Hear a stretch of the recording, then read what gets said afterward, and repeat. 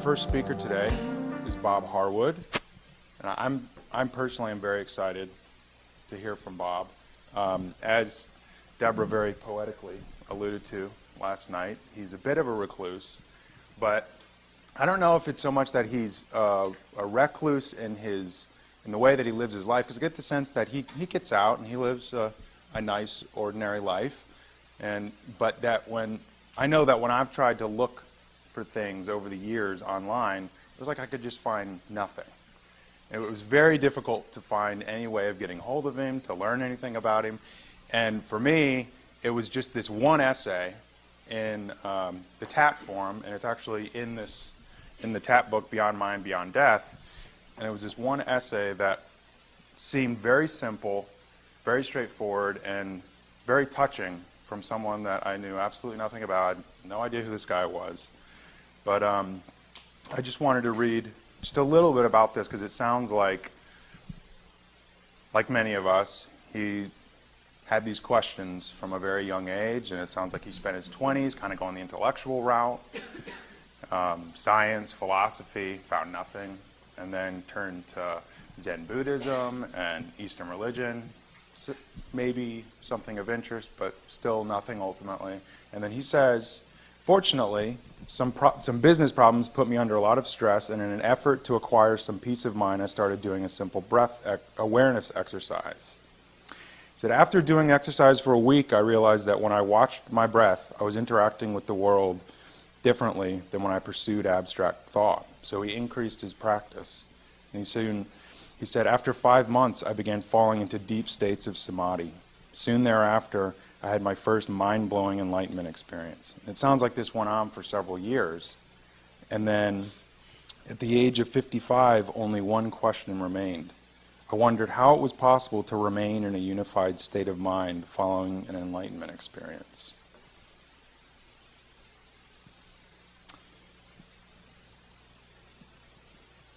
Some said, nevertheless, sooner or later, I always seem to return to a dualistic state of mind after these experiences. A me in here looking at a world out there. I thought that surely there must be some way to make the two become one forever. And on August 17th, 1999, I was hiking up a mountain in Colorado when I had yet another experience of psychological unity. A few hours afterwards, I was surprised to realize that my 35-year-long spiritual search had come to an end. I knew the answer to my final question. I realized that there had never been a me who was sometimes psychologically unified and sometimes divided. I realized that who I was the dynamic, mysterious, and intellectually unknowable field of reality itself. Although there had seemed to be a separate me who periodically became unified with reality, this had been an illusion. There was no me. There was only oneness. Only what is, who I am, was that. My lifelong search had been based upon a fundamental error created by reflective thought. After seeing the truth clearly, I was free. I was never again bothered by any kind of existential question, and I finally was able to relax and live an ordinary life. From that time until today, I have known that wherever I look, I am looking at myself, a unified field of being. The observer and the observed are one.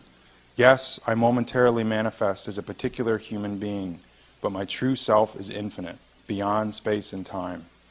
Who I am has never been born and will never die. Most people think that I am a separate human being, but they are dreaming the same dream I used to dream. If they want to see the real me, they must stop thinking and become silent. The secret of all secrets is that there is no secret. Everything lies in plain sight. If you don't see it, then be patient and be persistent. Jesus taught his disciples 2 parables about the importance of persistence. Keep looking, stay silent.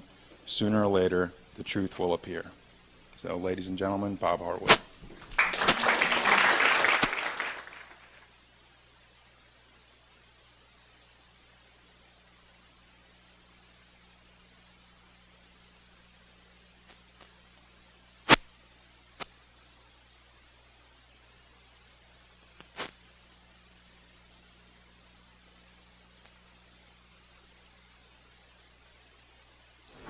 Is that working now? Yeah. All right. So I love to come and speak to people that are searching for the truth because I know exactly what you're searching for. And I have some pretty good ideas about how to explain simply how to find what you're looking for. I started searching for the truth 50 years ago. And at that time, there was no Eckhart Tolle on the New York Times bestseller list. There was no internet with video songs of people like Adyashani and Gangaji and Byron Katie on the internet. There were no books in my local bookstore that mentioned non-duality. In fact, I don't think I even heard the word non-duality for probably 10 years. I was like a man in a totally pitch black room, fumbling around trying to find the light switch. And I didn't even know if a light switch existed. That's exactly how lost I was.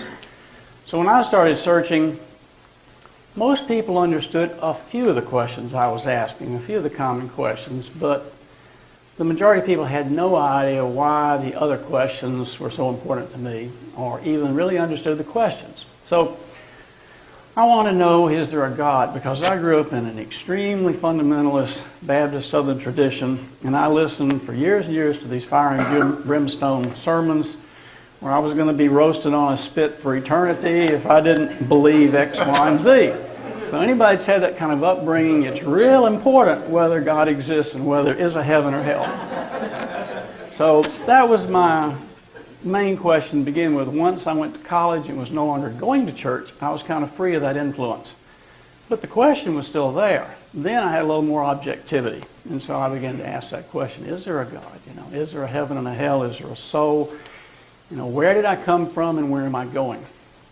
And then as I got into school, and my field was science. I love science. I took a lot of different science courses. And I was always fascinated and curious about scientific stuff from the age of about third grade on. And other questions began to appear. And I began to ask, what is a subatomic particle really? Now, everybody else just assumed they're subatomic particles. But I want to know what it was really.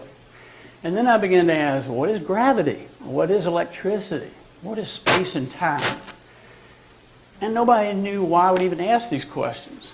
But I really wanted to somehow know the thing itself in the same way that I wanted to know, is there a God? And I wanted to know it in some direct sense. I didn't want an intellectual answer. I didn't want to be given a definition. Somehow I intuited that somehow everything I'd been told about the nature of reality was somehow fundamentally flawed. That there was something that everybody was overlooking, even the brightest professors I had. And I can remember in a physics class, I remember asking the professor, what is a photon? Because we'd been studying photoelectric cells, and we'd studied that when this little photon of light comes down and strikes a photoelectric cell, an electric current's generated. Well, I was a visualizer, and I want to know, well, what is a photon? What's coming down through the sky at the speed of light and hitting this photoelectric cell, and what's happening? If I could make myself the size of a subatomic particle, what would I see? And that's the kind of question I asked in class, and the professor thought, I've got a live one here. Okay, this guy is out to lunch. And the rest of the class had no idea what I was asking or why anybody would even ask such a silly question.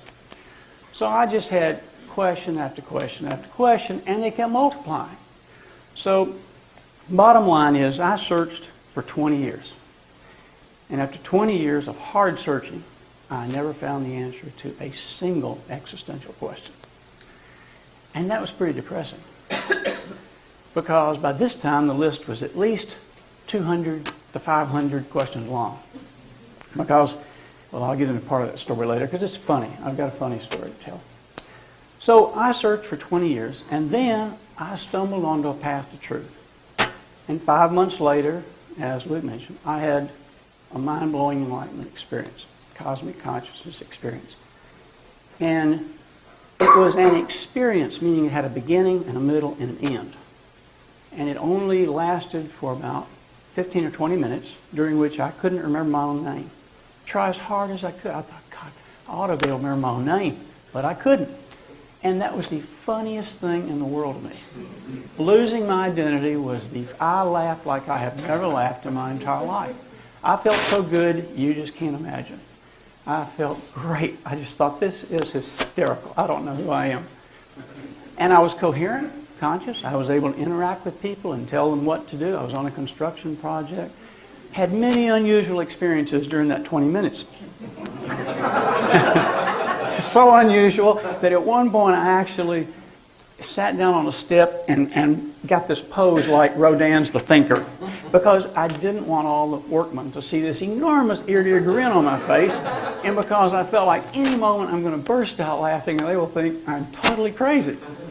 So anyway, for 15 or 20 minutes I couldn't remember who I was, and after I left that project some really weird things happened.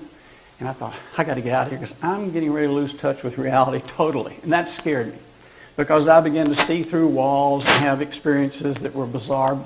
I later realized they were all perceptual. It was all happening because of what was going on in this transformation inside the brain. But anyway, I left the project and I got down to the bottom of the hill and I went, oh, I'm Bob the Builder. I remember. Right? And that was pretty funny. And as I started driving up the road, because man, that was the end of my work day. I mean, this was a day like no other day in my life. And as I drove up the road, I thought, whoa, what was that? It was the greatest thing in the whole world. And I certainly didn't deserve it. What was it, And I realized 7 of my questions had been answered. I now knew the answer to 7 of these questions, and several of them were very important ones.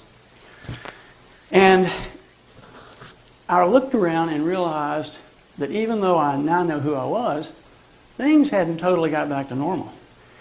Selfhood hadn't really come back in the way that it was before.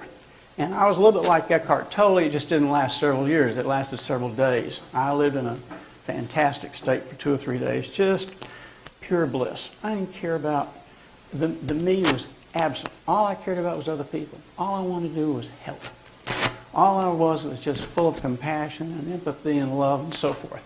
Anyway, I was in a very blissed out state for a couple of days. And then sadly, I began to come back to the old me. And that's really a terrible thing. At any rate, after that experience, I hadn't found the light switch, but I at least had a little dim light in the corner. And I could see that all the answers to all my questions were inside me. And it was just a matter, in my mind, of getting silent enough for those answers to come out. And so, for the next 15 years, I went on silent retreats and with Zen people, and I went on solo hikes in the mountain and so forth, and later developed a certain kind of, I'll call it a practice. It's not really practice, but we can call it that for the moment. And 15 years later, every question I had been answered. All the hundreds of questions had dissolved. And finally, on that particular day that Luke mentioned, on that day I had an experience not quite like any other one. I had an experience of deep gratitude in which I basically sat there on the side of the mountain looking out over the eastern plains from the top of Mount, not from the top, but from the side of Mount Audubon. And I just felt, thank you, thank you, thank you, thank you. Thank you for everything in my life. And I don't formally pray a lot, but this was really a prayer. And I said, thank you so much for everything. I can get emotional today just thinking about it. Anyway, I got very emotional. And when I got up, I felt just light and buoyant. I felt really happy. Walked down the mountain, and this was one of the first times I'd ever, because I love climbing 14ers in Colorado, one of the first times I didn't go to the summit. I didn't need to go to the summit anymore. I was just heading down the mountain, and I felt great. I was talking to everybody on the trail. I felt light, and I had this odd sense. There's something missing. I don't know what it is. And about an hour and a half later, well, first I was telling somebody last night that, I think I was telling Bob here or somebody, I got down to the mountain, drove back into Manitoba Springs where I was staying, and as I drove down the street toward my motel, I saw a guy lying on the grass, unconscious. I thought, what in the world? And I pulled in real quick. It was right beside a restaurant. And I rushed over to check this guy, and I realized, okay, he's probably a derelict. He's an alcoholic. He's drunk. He's passed out. He's had a bad night. And I pulled out a bunch of money and I stuffed it in his shirt pocket. I thought, when he wakes up, he'll need this, you know. And I headed back to the motel, and as I drove up the motel, this squirrel came running down out of the tree to me. I thought, you got to be kidding me, God, this is unbelievable. And I thought, surely this is a tame squirrel. They must feed the squirrel all the time. But this squirrel came right down to me. And I felt like that Zen master, you know, that birds used to light on his shoulder, you know. Anyway, so I had some unusual experience there, but somewhere right after that point, I suddenly realized what was missing. Me. It was gone. It was like an illusion that had just collapsed. And that was the end of the search. The search was over. Nothing else to search for after that. I realized that I'm this. There's nothing else. This is all there is. And that's what I am. I'm the sum total of reality. I am every person in this room that's listening to your self-talk. There's just this. So anyway, that's the short version. I'll tell funnier parts of it in a few minutes. But what I want to do today, and you may be able to tell, but I could talk about non-duality all day long and never get bored and never get tired. But after 45 minutes, most people would be sound asleep. So I'm going to try to keep this relatively short, maybe 20, 25 minutes, and try to explain what's going on and a little bit about the path and how the truth can be found and how I think is really the easiest, cleanest way to find the truth. And then after that, I'll stop and we'll throw it open for questions and we'll discuss whatever you want to discuss. So Nisargadatta once said something to a student of his that I just love. It's kind of funny and kind of interesting. And he said, you know what? You didn't get into this mess overnight. And I could just see Nisargadatta, because he was a feisty little guy. If you've ever seen him on a video, he was really in your face. And I could just see him saying, you know what? You didn't get into this mess overnight. Right? And it's true. You didn't get into this mess overnight. You got into it gradually. So gradually that you didn't realize what was happening. You got into the mess of believing that you're separate from this. You got into the mess of thinking that you're Bob or Bill or John or Tom or Carol or Annette instead of this. You got into the mess of thinking that you're a separate entity in here looking at a world out there. And it's a huge illusion. Okay? But it's not an easy illusion to penetrate. So it's kind of fascinating. In the Gospel of Thomas, Jesus told his disciples a parable that's related to this very issue. He said there was a certain woman walking on a road toward home carrying a big jar of heavy meal. And the handle, the neck of the jar cracked behind her. And the meal gradually spilled out on the road behind her. So gradually that she didn't realize what was happening. And when she got back to her house, she set the jar down and she was surprised to find that it was empty. So Jesus and Nisargadatta are saying to us in these two things. They're saying something happens between childhood and adulthood that puts us into a mess. It makes us think we're separate. So what is it? What actually happens? Well, let's think about it. A little child is one with this. They're psychologically unified with reality. They interact with this directly. They look, listen, smell, taste, touch, feel, and attend this without thought. A little child, and I can remember this, and probably all of you can too. A little child can sit and watch ants crawling through the grass for 20 minutes without thinking a single thought. Just fascinating. A little child can lie in the grass and look up at the clouds and for 30 minutes watch the clouds go overhead without imagining what they look like. Almost no adult can do that. A little child lives in its body. But as a child grows up, the child begins to think and imagine more and more things about this. And there's a big difference between this and ideas about this. So that by the time we become adults, we have this internal conversation going on. And we all know what the subject of this conversation is. Me, me, me, me, me, me, me. It goes on all the time. we think. I believe, I want, I expect, I hope, I'd like, endlessly. Our entire imaginary world is self-referential.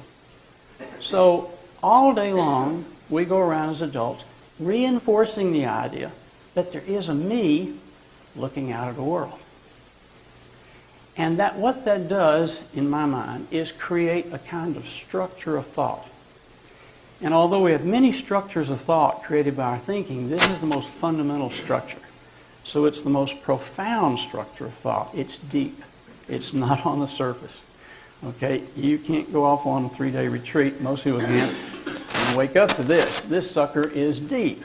Okay? So the question becomes, how do we get out of the mess of thinking we're separate? Well, the average seeker has a couple of questions. How can I find the truth? How can I become free? How can I become enlightened? This is hysterically funny because the truth is asking, how can I find the truth? That which is eternally free is asking, how can I become free? Okay? This is very funny. All right? And poignant. It's full of pathos. That's the illusion. So when a seeker goes to a sage, like Nisargadatta, or any other sage, or spiritual master, or teacher, essentially the student wants to know, what must I do? And of course the sage is sitting there thinking, you can't do anything because there is no you. You is imaginary. Asking, how can I do something to get something is like asking, how can an imaginary person climb Mount Everest? Only in your imagination. This is the reason it's so frustrating to hear somebody like Tony Parsons talk, because he says, there's nothing you can do. Well, that's very frustrating to hear. What do you mean there's nothing I can do? Because I have this enormous, visceral sense that I'm a thing that can act, that can do something, that is separate from all of this, who's trying to get unified with it. And it's imaginary. There is no such entity. So when you say, how can I do something? You can't. All right? That doesn't mean it can't happen, but you're not the one that's doing it. This is all that ever acts. And this is not separate. So this is the truth. Separation is the illusion. All right? So we come back to the question again, because if you're a seeker, that's not good enough. We want to know, how can I word this differently? I want to get free. How can I word this in such a way? Okay, in other words, how can freedom be realized? How can the truth be realized? Okay, now that's really an interesting question. Well, let's think about it. How did we get into this mess? We got into this mess by repeatedly imagining that we're separate. We got into this mess by every day having these thoughts. I want, I need, I ought to, I expect, and so forth and so on. We're not doing what little children do. We're doing what adults do. And we're living in our heads. They're living in their bodies directly. They're directly interacting with this. They're really one with this. They're innocent. For a little child, there is no time. A little child is unconcerned about the past or the future. It's all imaginary. A little child only lives now and only interacts with this. Okay? So, to get out of the mess, we have to reverse the process that got us into the mess. All right? And what I tell people to do, and it's just, and I'll explain why, I tell people to attend the actual, ATA.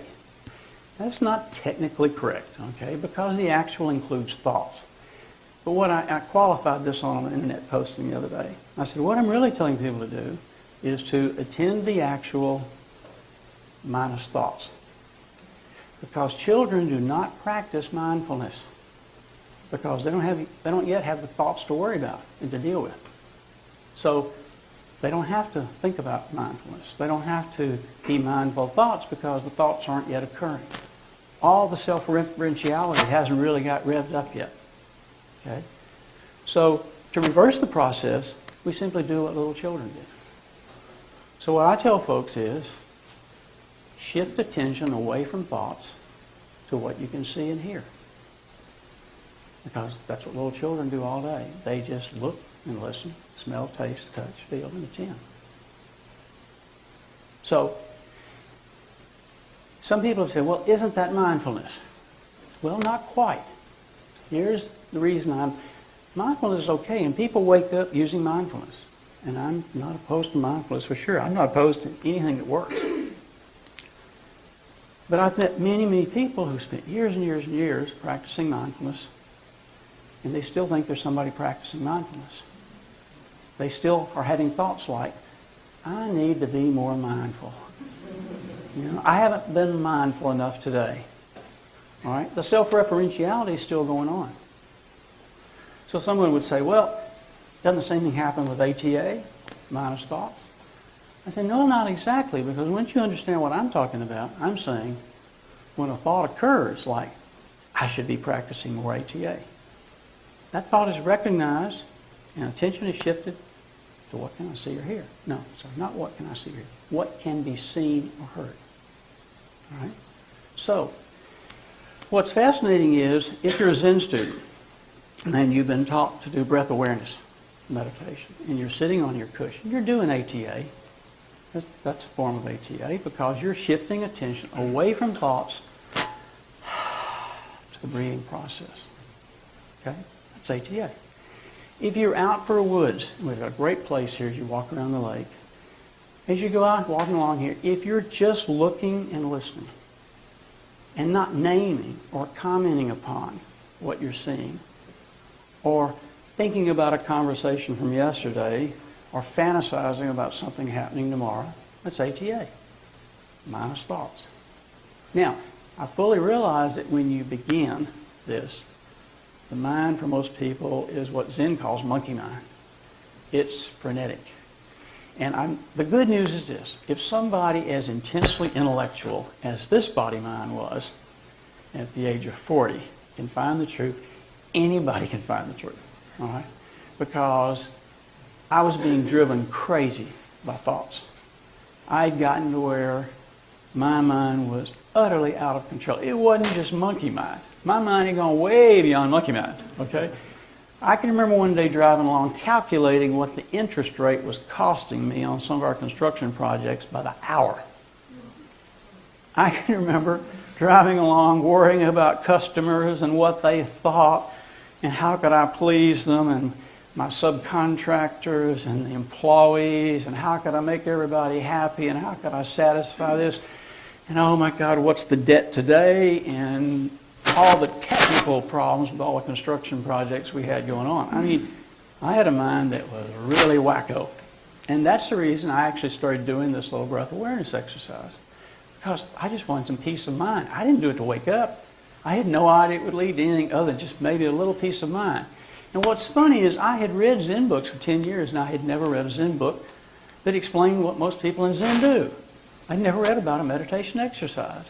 And one day, at the age of 40, in just this period of incredible stress, I picked up a new little book at the bookstore. They were finally beginning to hit the bookshelves. And it said, you know, for calming the mind, you can do this little exercise. Well, I did. And it led to all kinds of amazing things. So, before I tell that story, which is pretty funny, I want to just tell two other quick stories. The first is Nisargadatta, because he's a classic example of this. Nisargadatta went to his guru and basically asked, how can I find the truth? And his guru didn't go into any long explanation like I have today. His guru said, essentially, shift attention away from thoughts to the sense of I am. And Nisargadatta said later, you know, I was a very simple man. And I trusted my teacher totally. And I did just exactly what he said. And he said, every spare minute that I had, I tended the sense of I am. And 3 years later, he woke up and realized everything There was he wanted to realize. I could tell a story about a specific Zen master, but I'll sort of tell this about 10 or 15 different Zen masters because the stories are pretty similar in Zen. The Zen path is extremely rigorous. I was in Zen for about 10 or 15 years, and I'm telling you, if you haven't been to a Zen retreat, you can't really appreciate how wonderful this retreat is. You're missing all the pain, folks. You're missing all the fun. I mean, you know, that's one of the reasons I wrote a book about this is because it is so funny in retrospect. Anyway, the typical person who goes to a Zen monastery, or the typical Zen monk, he too has a monkey mind, or she has a monkey mind. And so the teacher will say, your mind is such a mess that we're going to start you off with breath counting because you probably can't even do anything else. And so they start breath counting. And they just sort of count their inhalations or exhalations to 10, and they start all over and they do it again, and they do this again and again. And they're sitting on a cushion in a lotus position, and it's painful and so forth. That's just the Zen path. I really like Zen because Zen helped me a great deal and answered a lot of my questions. And it works for a lot of people. There's some things there that are pitfalls and dead-end alleys and so forth that Zen people run into too. And then if these people get a little space in their mind, then they're given another exercise called following the breath. And they're told, okay, forget the counting. You don't need to count. That's mental to some degree. So you just sit there and you just follow the breath. You're just watching what happens. Now you're doing ATA, really ATA. Okay? There's no mental component to it. You can follow the breath or you can be the breath. Okay? There's several breath awareness type of exercises, all sort of related. And then, after enough space has been developed in the mind where you can do something that's more difficult, a lot of Zen traditions teach shikantaza. Well, shikantaza, which is literally translated just sitting and is popular in the Soto Zen tradition, can be described something like this. Imagine that you're at night in the middle of a jungle surrounded by wild animals with no guns, nothing to protect yourself with. And all around you are these wild animals. If you just even imagine that scenario, you will notice that your breath slows down, your diaphragm tightens up, and your body becomes very still because you're becoming highly alert. Shikantaza is sitting in that state of maximum alertness with no focus whatsoever. There's nothing you're focusing on like breathing. You're just in this incredible state of every sense being raised to the maximum because you don't know what's around you. You know, is that rustling in the woods there? Is that a lion or a tiger or a bear or whatever it is and so forth? So many Zen people actually stay in that state to such a point that perspiration pours off of them because there's a lot of energy involved in it. And as you go on sesshin and go to the retreats that we discussed last night, you build up a kind of spiritual power that I think in Japanese they call it joriki. After several days, you become very connected and so forth. So many people who become Zen masters spend a certain amount of time in that heightened state of alertness. And it's also similar to what we might call pure awareness without a focus. Okay? Rinzai did this and he woke up in 3 years. But he was very focused. There are other Zen masters who woke up pretty quickly doing this. Some haven't. Some have taken 20 years to wake up. Okay? And I'm a little reluctant to use the term wake up. I'm not crazy about that. That sort of implies there's somebody who wakes up. You know, it's more like realization, truth realization, self-realization. Because it's really this realizing itself. Okay? So the third story I'm going to tell you is about me because it's a funny story. Because I'm probably more like most people in here. I did everything wrong that you can do. I went down every dead-end alley. I hit every brick wall. Not realizing, you know, you don't realize sometimes the thoughts that you have and the deep structures of thought that are sort of directing everything you do. Sometimes they're so subtle you don't even recognize them. Okay? So in my case, like I said, I was in college, and I was already beginning to have all these questions in the field of science. Mainly this thing about what could explain the observer paradoxes in modern physics and every other field of science. And what is a subatomic particle, and a lot of crazy stuff I read about in physics, I read in a book somewhere that a particle can move from point A to point B without crossing the space between.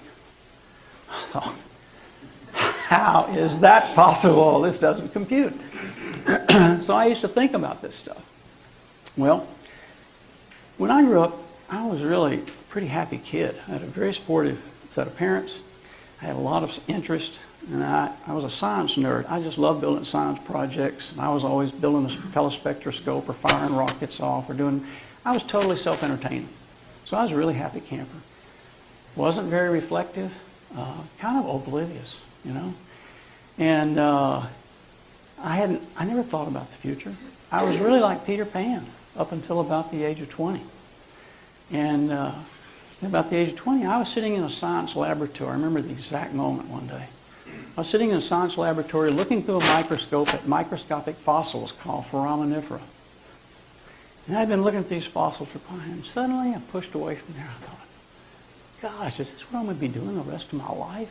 Studying and classifying fossils? And up to then, I'd always just enjoyed it.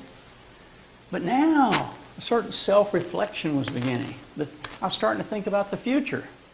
When the future wasn't a problem, I was a happy camper. But now it was sort of like, what is my purpose in life? What am I supposed to be doing? Here the questions really got going full speed. And I did exactly what every college student does that encounters these kind of questions. What is the meaning of life? What should I be doing? What's the purpose of life? Is there a God? So I took a philosophy course. I took Introduction to Philosophy. So in this philosophy course, it didn't take but about, halfway through the semester, I thought, this is nuts, man. One thing, these folks aren't very happy. Okay? and there was nothing in the books I read that was going to satisfy me. But, I took the course and I wrote a term paper on time. I got interested in time for some reason, and I wrote this long paper about time. Turned in this 20-page paper. When I got it back, I had an A+. And under there, the professor in red ink had written a couple of questions. And I read these 2 or 3 questions, and I thought, I don't understand a fucking thing about time. I realized that my whole paper was bullshit. It was just regurgitated nonsense that came out of books. Okay? And that was really the beginning of the downward spiral. Then the questions really started multiplying. Well, it only took about a year for me to realize I wasn't going to find any answers in philosophy. So then, what else could I do? I didn't know. So I just started thinking. Well, the more I thought, the less I seemed to know. That should have been a big clue right there. Right? And I do remember thinking about that at one point. I thought, this is really strange. The more books I read and the more I think, the less I seem to know about anything. I am profoundly ignorant. I am the biggest dumbass I know. So I got all the way to the age of 31. And by then, I knew I didn't know anything. Everybody around me did. Everybody knew all kind of stuff. I knew I don't know anything important. Nothing. But I was still optimist. I'm a real optimist. So I thought, I'm going to find the answer to this. At age 31, I met my wife, Carol, who's with me today. Amazing. She's still with me after 38 years, and she's put up with a lot. I want you all to know this. And I was attracted to her for a whole lot of reasons. I'm not going to go into all those. But one of the big reasons was she was the only woman I'd ever met up to that point that had and experienced existential angst in the same way that I had. But what was fascinating, her main question was, who am I? I hadn't even got to that question. I thought I knew who I was. I'm Bob, okay? I'm just Bob who wants some answers. She didn't know who she was. I wouldn't get to who am I until a lot later. Well, she came home because she had signed up for a course in Eastern religion. And she brought back a bunch of books. Several by Alan Watts. The book, This Is It. what was it, Zen, The Way of Zen, I think, and a whole bunch of other books. Anyway, I sat down and started reading out of curiosity, and I was blown away. I thought, holy cow, these Zen masters and Taoist masters and Advaita Vedanta masters, they know what I want to know. But no book explained how they found out. No book explained that they even meditated. All the books by D.T. Suzuki at that time would talk about enlightenment experiences, but never explained how they came about, what happened, what precipitated them, and so forth. So, the first main lesson to remember is I spent 10 years thinking and never found a single answer. Here's the second main lesson. I was fascinated by enlightenment experiences and the wonderful dialogues between the Zen masters and their students and all the strange interactions they had. I read about Zen for 9 years. I didn't find any answers at all. Instead, I added another 100 questions to my list. What is Satori? What is Kensho? What is Samadhi? What is unity consciousness? What is the sound of one hand clapping? What is Mu? It was unbelievable. I had now 100 koans to think about on top of my own 200 koans. So I had this massive list of questions. So at the age of 40, I hadn't found a single answer. And then my optimism began to wane, because for the first time at the age of 40, I realized I could die without ever finding out anything important. And that was sort of sobering. But as I say, I was very lucky at that point, because at that point I happened to pick this book up that talked about this little awareness exercise. And I was under so much stress, and I wanted some peace of mind so badly, that I was willing to do anything. And I thought, boy, if this little exercise will give me some peace of mind and give me a little bit of freedom so that I don't get home at night and just happy to turn on the answering machine so I don't have to think about the 1,000 problems I had every day, it's worth it. So I went over to a Coliseum with the intent of killing 2 birds with 1 stone. I thought, I'll walk around this Coliseum at the university and get an hour of exercise while doing this breath counting exercise. Well, it's real funny. I happened to set up the exercise. I didn't really read the instructions carefully. And I thought the instructions were you had to count breath exhalations until you got to 10 and start over at 1, unless a thought interrupted you. That wasn't the instruction. That's the way I thought it was. Well, I couldn't get past 3. I'd breathe, take about 3 breaths, and I'd wake up 10 minutes later realizing I'd been lost in some conversation about something or thinking about construction or whatever.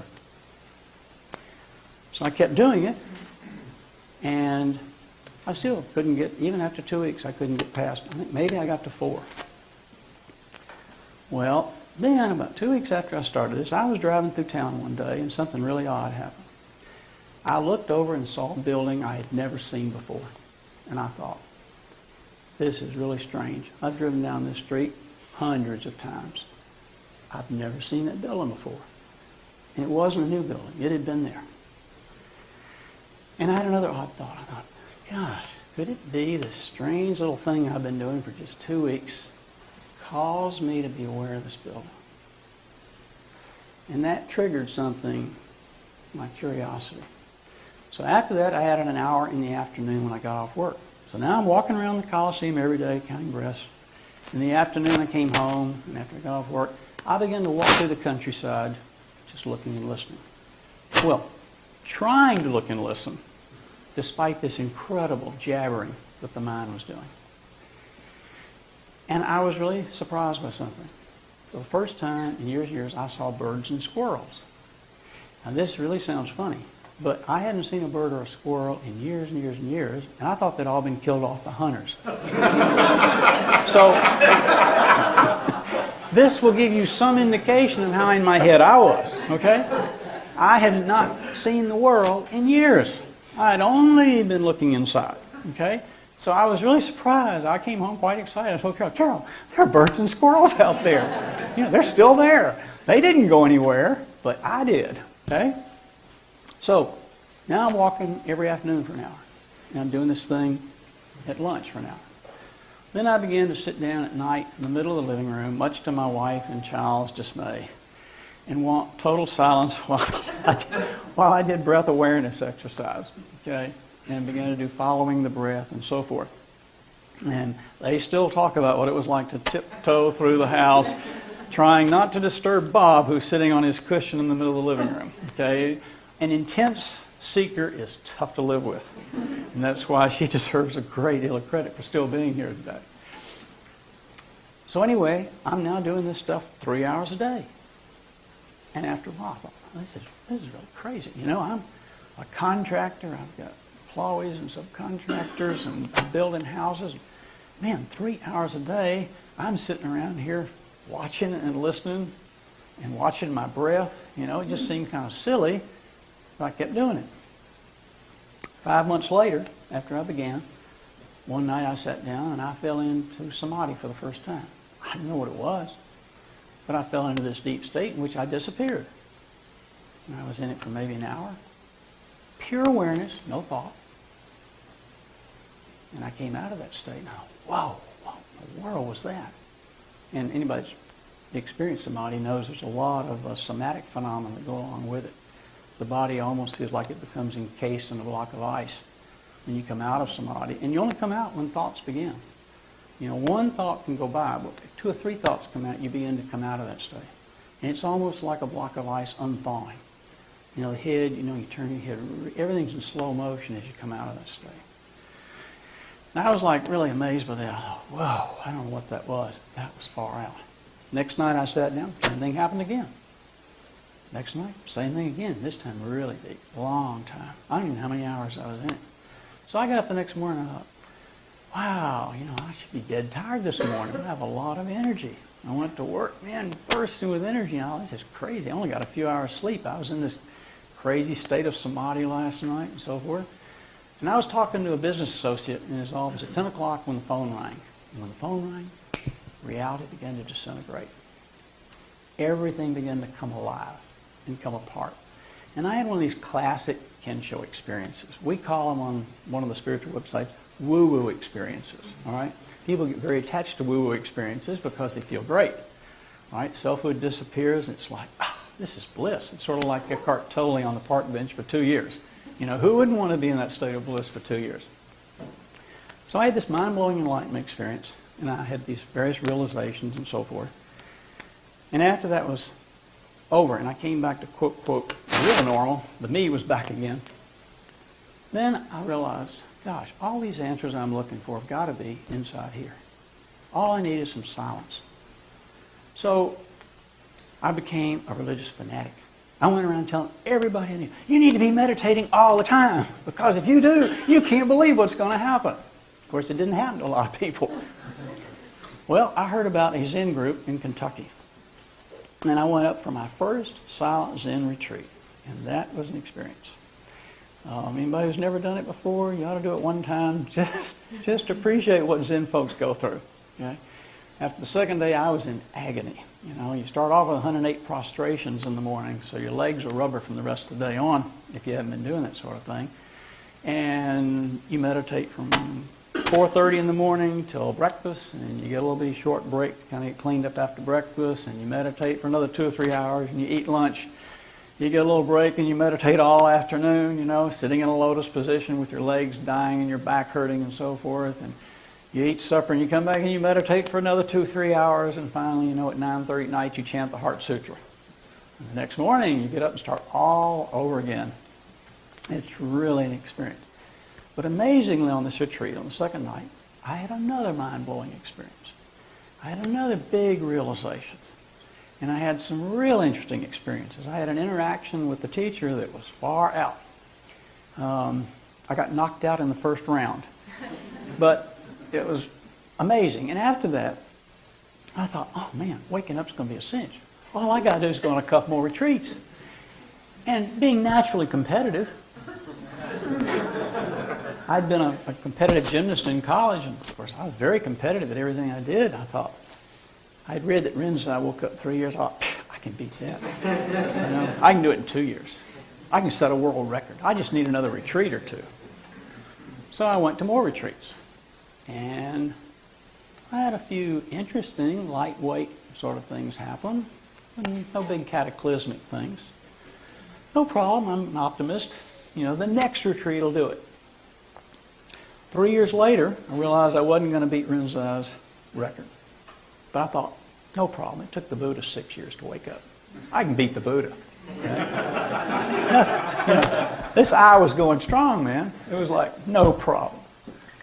So I practiced, and I not only went on Zen retreats, but I did a lot of solo hiking myself in the woods, looking and listening and so forth. And I got into the habit on Zen retreats. This is real fanaticism. After the sitting would be over, I would then go out and walk through the countryside, looking and listening. And that like intensified everything else that was happening on the Zen retreat. And after 6 years, I realized I wasn't going to beat the Buddha. So I thought, I better settle down for the long haul.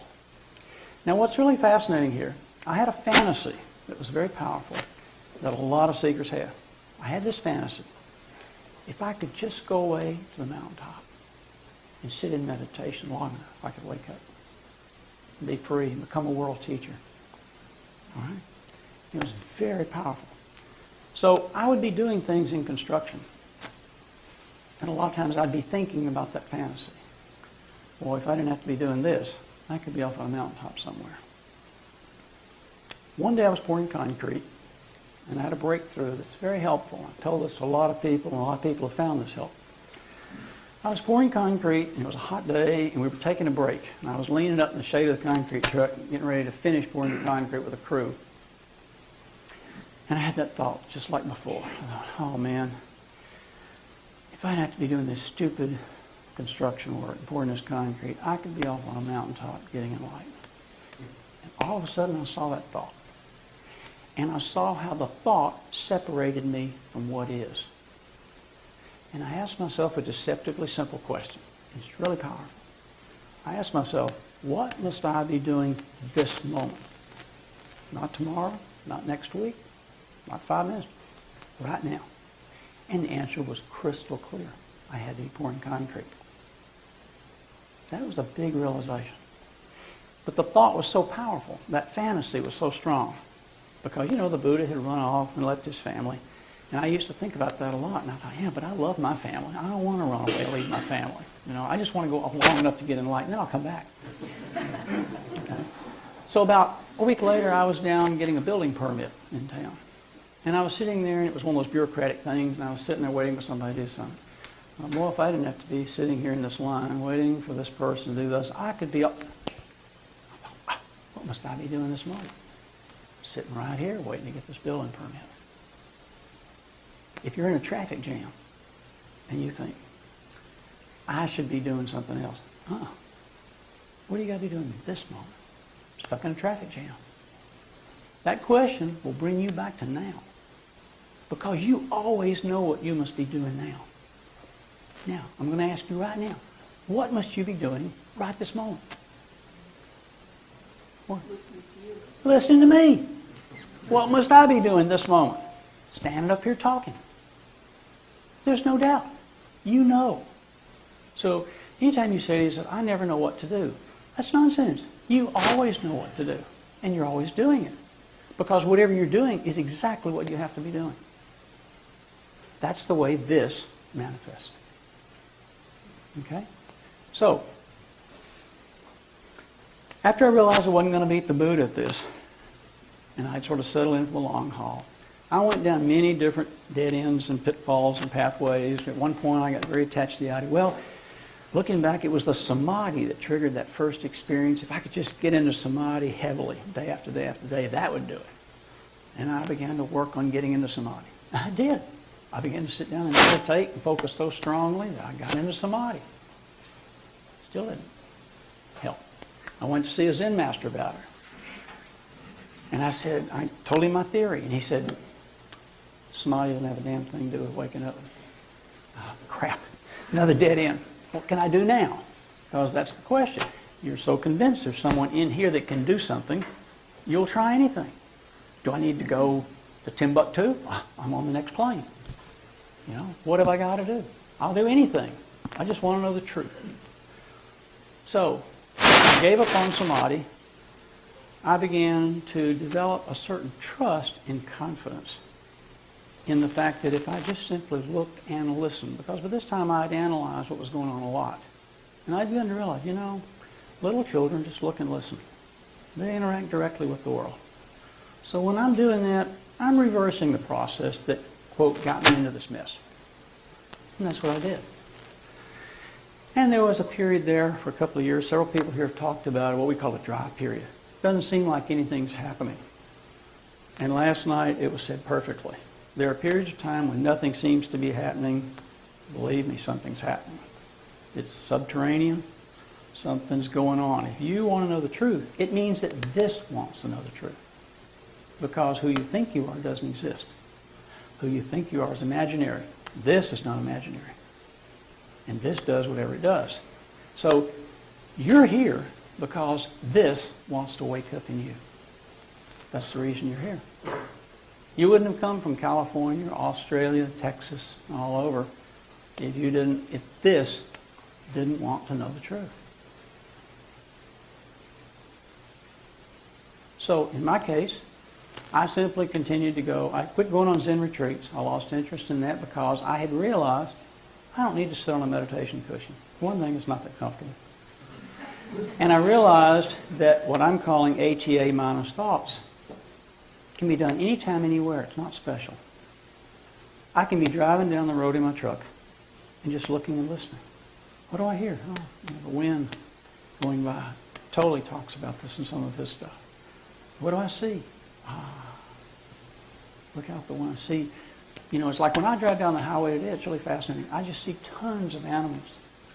All kinds of deer and raccoons and groundhogs and squirrels, all kinds of stuff, and birds, because I'm looking and listening a lot. I still do that a lot. Okay? It's kind of a childlike state of mind. The future, I lost interest in the future, and the past. I realize everybody's doing exactly what they have to be doing. There is no blame here, forgiveness. It's just like everybody's doing what they have to be doing. This is the way it manifests. So I just kept doing that. And I had a growing intuitive certainty that if I just looked and listened, that eventually that would break through what I now call structure of thought. And so I would go on mountain climbing trips, and when I would leave, because I had lots of business responsibilities, and I'm not saying not to think, because obviously thinking is necessary for many things, although not as much as most people believe. For most people in their everyday life, 95% of thinking is totally unnecessary. You don't have to think to get up in the morning, go to the bathroom, cook breakfast, get dressed, get in your car, go to work. No thinking at all is necessary for that. Once your mind becomes really silent, that becomes obvious. Okay? If you want to design a rocket to go to the moon, yeah, thinking is necessary. If you're making plans for a trip to France, thinking is necessary. But 99% of the thinking that we do is not necessary. It's just a reflexive habit. Okay? So I would go on trips, solo hikes. The moment I would leave Nashville and get on the airplane, I'd be hiking in the hallways, getting ready because I knew I was going to hike some big mountains in Colorado, and I'd just be looking and listening. All the way there, I'm just looking and listening. I get out, I get my rental car, I'm looking and listening. I'm going up the mountains, I'm looking at the rocks, the trees, the valleys, the peaks, the clouds, everything. Just looking and listening. Because by that time, the mind had become really silent. Not a lot of thought. And so on this particular retreat, I had hiked for 6 straight days and done a lot of really serious hiking. And when you go on a solo retreat, this is true of Zen retreats. I know that a lot of Zen people here that can confirm this. After several days, you become very intimate with the world. Okay? A connectedness begins to grow. Maybe it's spiritual power, maybe it's Jiriki, whatever. But I always noticed after a few days, I'm a real thinker, all right, by nature.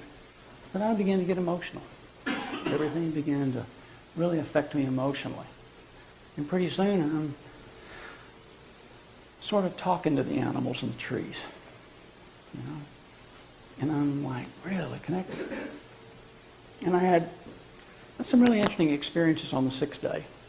And I knew that Gangaji was speaking in Boulder, Colorado on that 6th day. And I left the mountain. And what irritated me that day was I was hiking along intending to be ATA.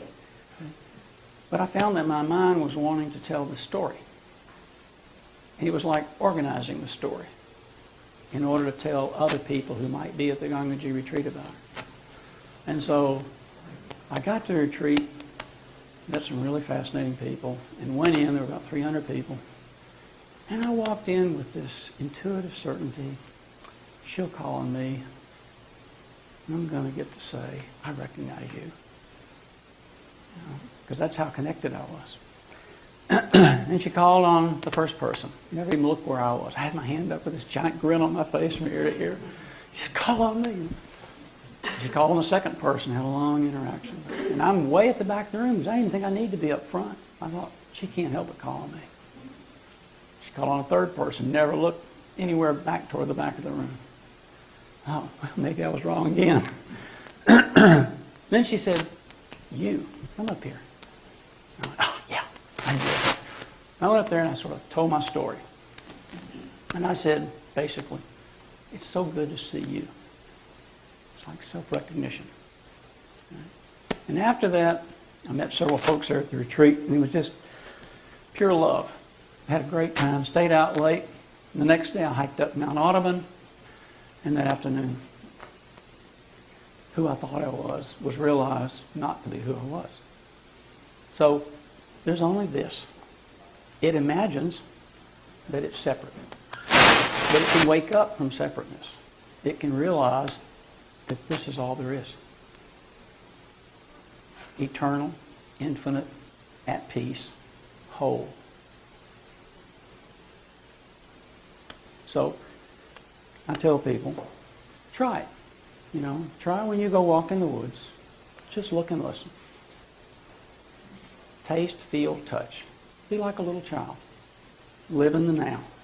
Everything you're looking for is right here in front of your face. The only thing really keeping you from seeing it is imagining that there's a you inside here looking at stuff outside. And when that thought structure collapses, search is over. Then it's like you just do what you have to do. So I do whatever has to be done, and then I do the next thing that has to be done. In the process of doing this, and as you look and listen and begin to attend this, you become a person of action rather than reflection. So rather than sitting around imagining all day long, you're just doing. You're not a human being, you're human doing. All right? And that's just part of it. It's part of the path. So that's a rough sketch. All right? So do we have any questions or issues you want to discuss?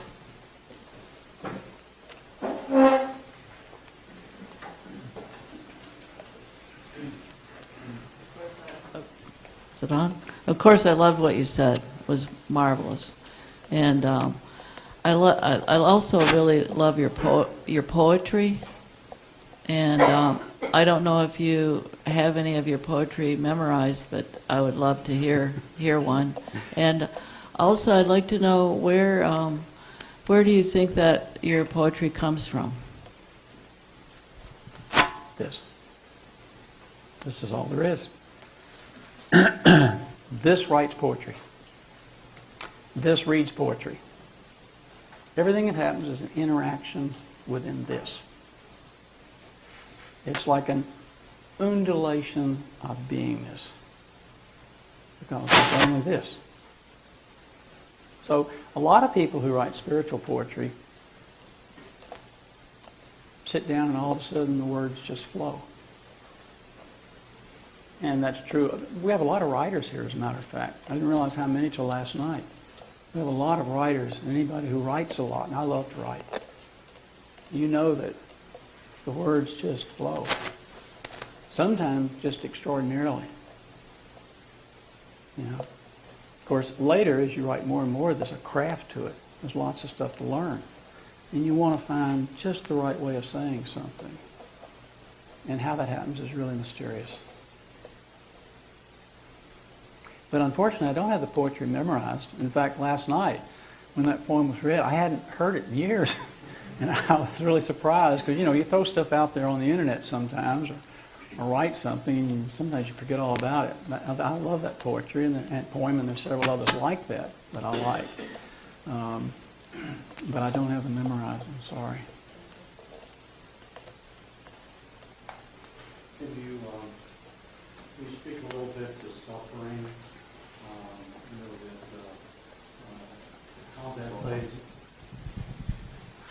How that plays into the path. Michael Hall talked about it as a necessary part of the path, and how that might have been part of your path as well, or if it was part of your path. Actually, I'm unusual in that respect. I didn't have the kind of suffering that many people have. All right, I happen to have grown up and had a very happy childhood. So I'm, when Tolley writes about the pain body, doesn't relate here. Okay, Mike Snyder and I have laughed about this a lot. He's the same way. We don't even, pain body doesn't compute for us, but for a lot of people it does. I've met a lot of people it really resonates with. So because I had a very happy childhood, the only real suffering was more frustration at not being able to find the answers to my questions. I was always a pretty happy camper. And yet, what was said last night was exactly true. Suffering is a precipitating factor on this path. And it's what drives probably the majority of people. It's really fascinating. In England, they have a website there, or it's some group, I forget who does it, but they have people write in when they've had mystical experiences. And one of the questions they ask is, what immediately preceded this mystical experience? What do you think the number one thing that people identify as? Abject despair. That's the number one precipitating factor of cosmic consciousness experiences. Number 2, meditation.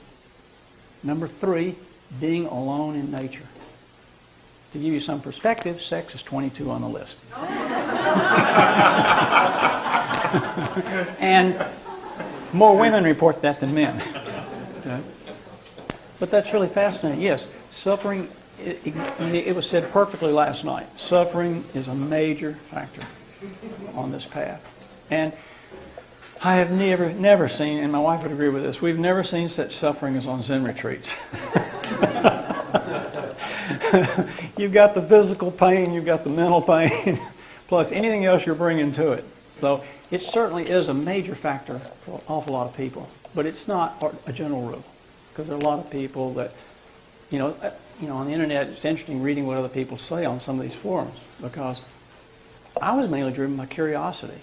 I actually thought that it was strictly scientific curiosity. Only when the first experience happened did I realize I've been on a spiritual path. I didn't even know it. I went from being a scientist one moment to being a mystic the next. 15 minutes separated me from being a scientist and being a mystic.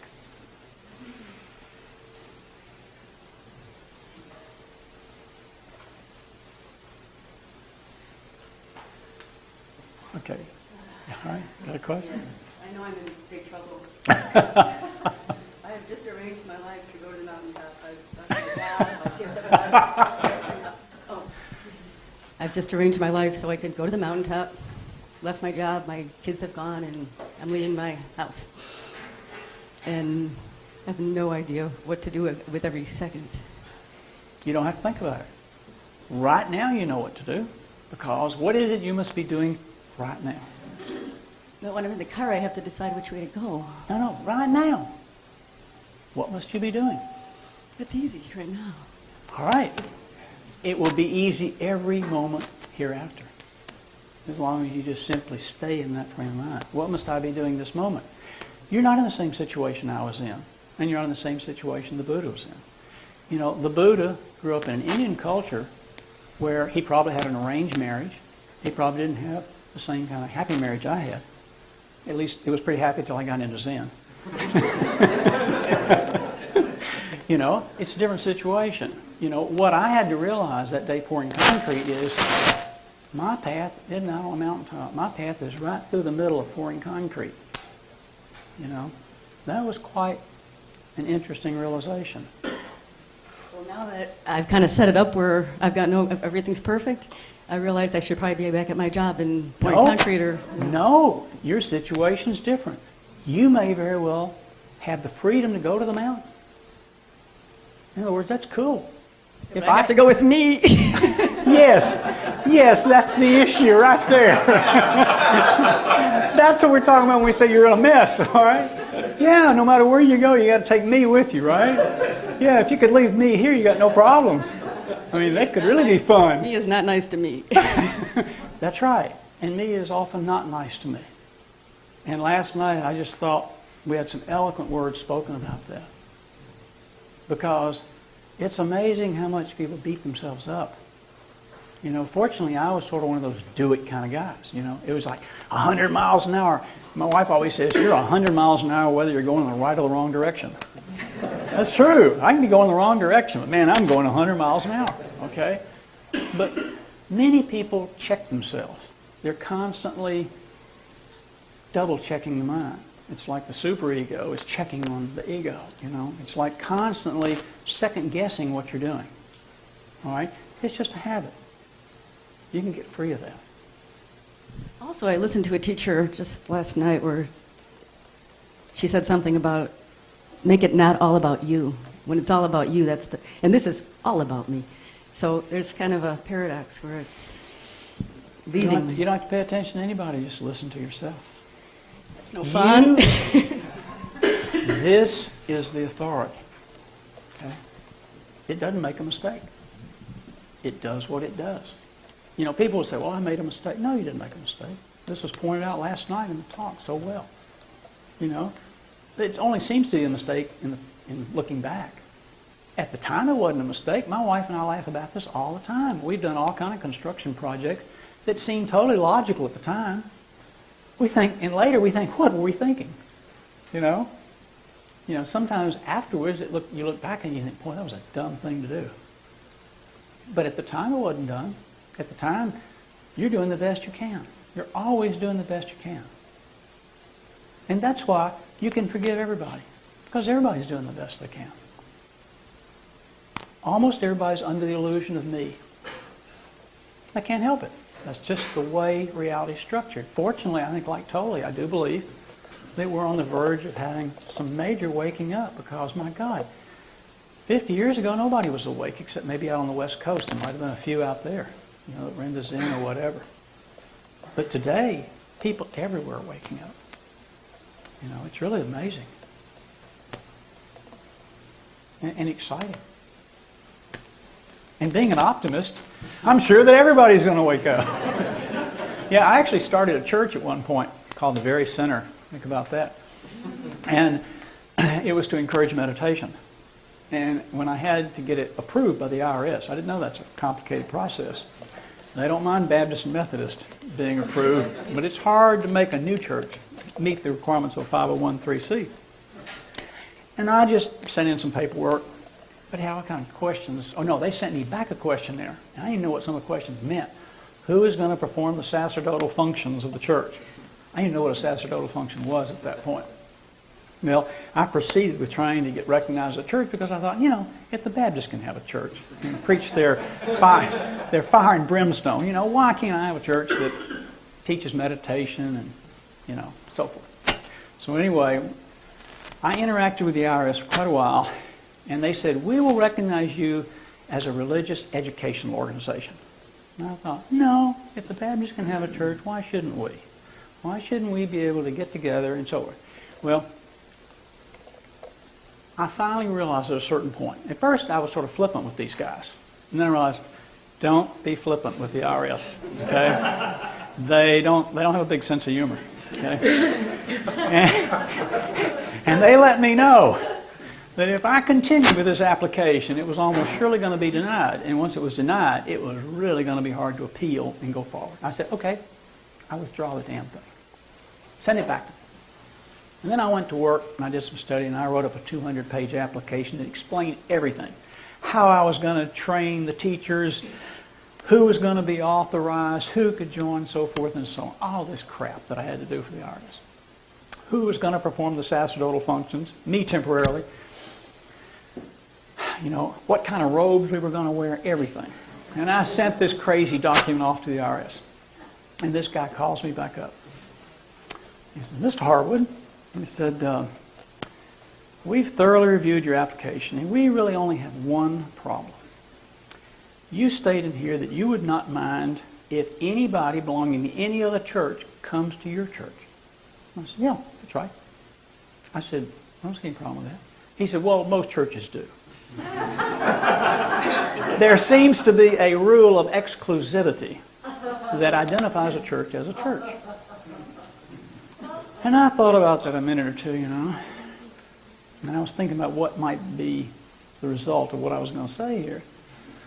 And I said, no, I said, if somebody wants to be a member of 50 different churches and come to this church, that's fine with me. I don't see any problem here. And I said, I'm almost sure, even though I haven't read the bylaws, but the Baha'i faith, I think, is open to everybody. And I said, Unity Church, I think, is open to everybody. And the Universalist Church, I'm almost sure, is open to anybody, whether a Buddhist or a Christian or whatever. So I said, no, that's non-negotiable. The fact is, this is a church, and I'll go to court over it. I was willing to go to court and spend whatever it took. I thought, I'll hire lawyers. I'll fight you on this one. Fortunately, after 2 months, the IRS issued a special, what do they call that thing? Anyway, it was some sort of a special one understanding. I can't remember the term they used. A memorandum of something, anyway, recognizing us as a legitimate church. And they sent that to every field office in the United States. And they said there are certain occasions where exclusivity does not need to apply. And so today, we still have our little church, and we have 5 or 6 people, and we meditate together on Sunday morning. We've been doing this for, God knows, 25 years or whatever. But it was hysterical, funny experience. In Colorado? In Nashville. In Cookville, where we live. Yeah. So, you can trust yourself 100%. You can. Because you're here, you're doing exactly what you have to be doing. And when you leave here, you'll be doing exactly what you have to be doing. And if you're drawn to go to the mountains, perfect. You don't have a family to worry about. They're going to get along okay without you. You're not in the same situation somewhere like I was in. I had employees depending on me, subcontractors. I had projects under construction. I had a family. I love my family. Keep me really busy. What you just said, I'm a lawyer and I started 501c3, but I all of a sudden see the arguments and got real excited about it. So I'll have a hard time. So yeah, where are you going in the mountains? Actually, I'm going to go to the Southwest first. Use the microphone. Oh. Is it on? Yeah. Okay. There's really not much of a plan, but I was going to drive to the Southwest and hopefully eventually get to India and drive cool. around and find places That's great. that are cheap. That sounds like Do my own fun. retreat. Yeah, and that's what's great about this. It has adventures, you know? It does. It has incredible adventures. Everybody in here has an incredibly adventurous story. It's amazing. You know, if you talk to people in here and hear their stories, it's amazing. The variety of experiences right here. And that's because that's what this likes to do. It loves having adventures. It loves surprising itself, frightening itself. Really. Beating up on itself, unfortunately. You know, as it gets lost in the story of me, it's more likely to beat up on itself and do all these other things and second guess itself and so forth and so on. Thank you. I'm going to remember. Yeah, what must I be doing this Even though moment? I'm in the future, remembering that. Any other questions? Comment? Yeah.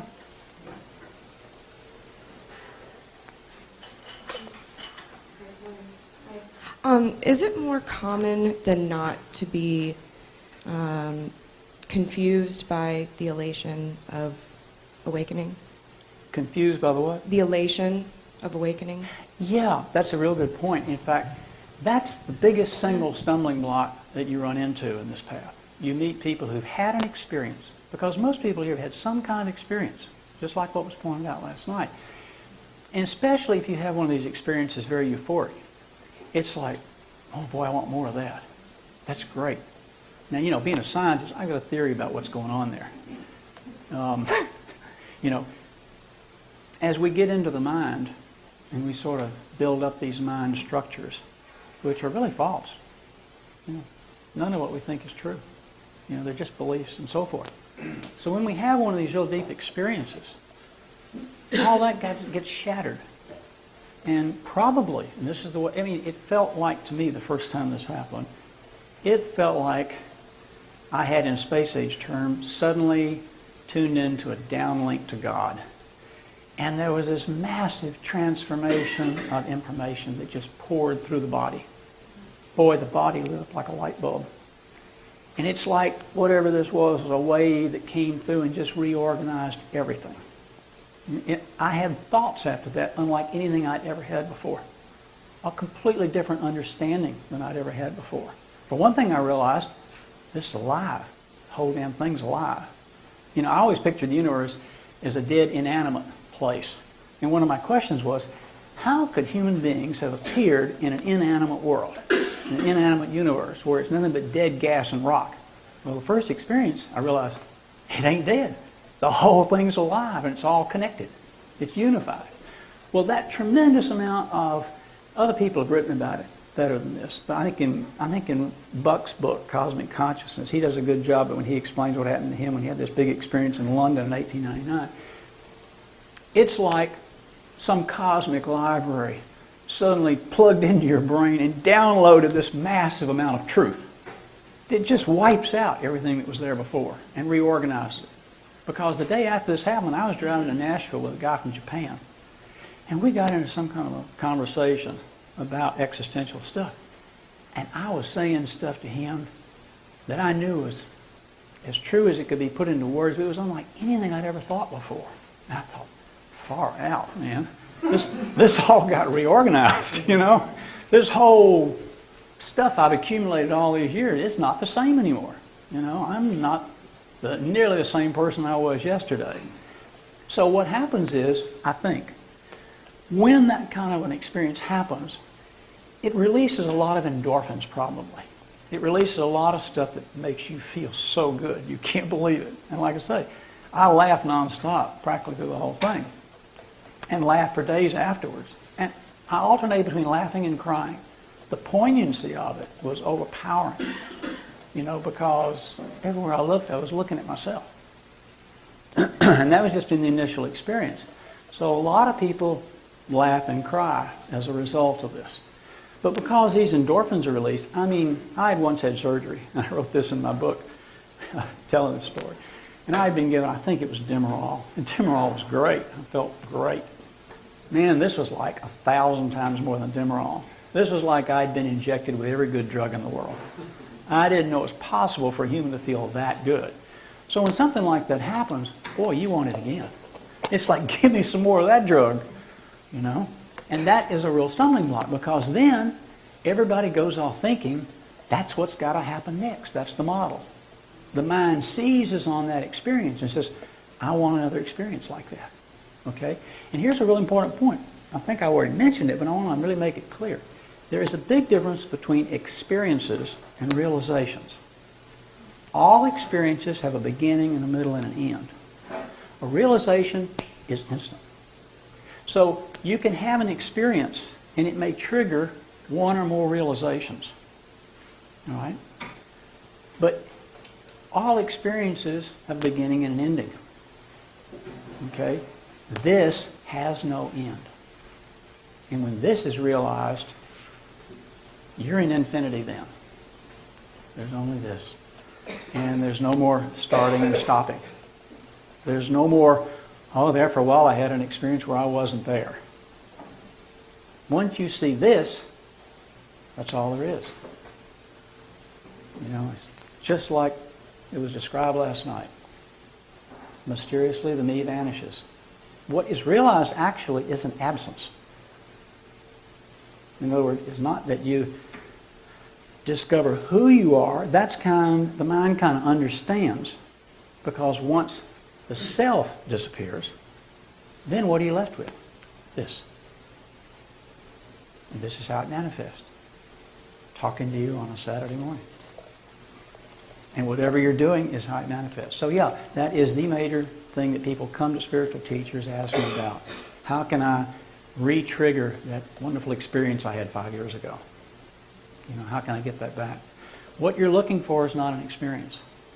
What you're looking for is the realization of this, of who you really are. Okay? Thank you, Bob. Thank you.